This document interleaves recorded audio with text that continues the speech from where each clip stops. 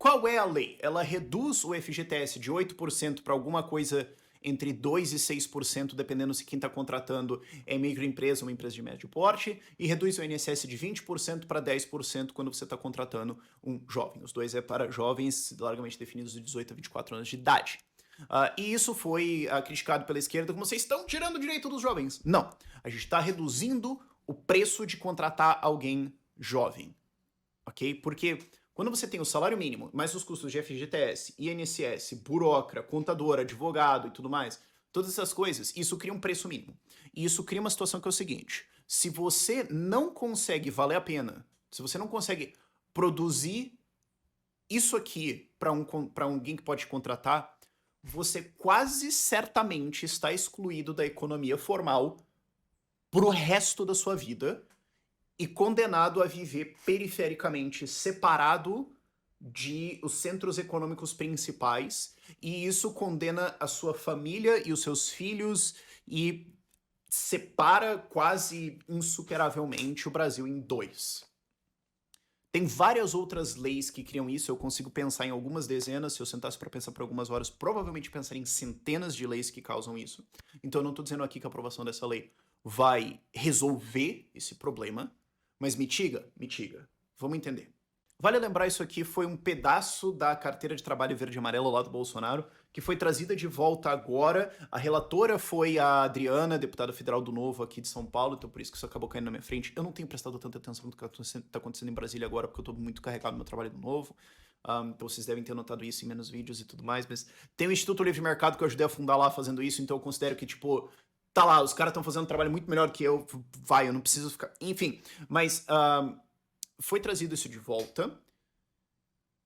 E isso traz toda essa discussão, e eu acho que o importante aqui é, primeiro, explicar para as pessoas que não entendem de economia política o valor disso, mas segundo, explicar para vocês, liberais e libertários, que não entendem que existem duas sociedades no Brasil e o tamanho da separação delas, que isso existe. Então vamos do básico. O que a gente quer dizer com esse preço?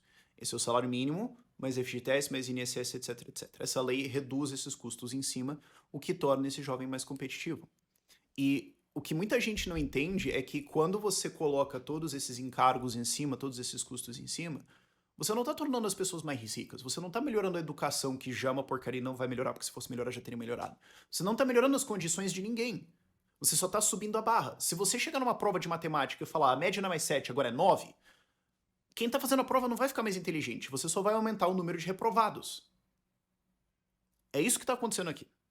E isso desproporcionalmente vai pegar jovens, negros e pardos de periferia, especialmente mulheres. Por quê?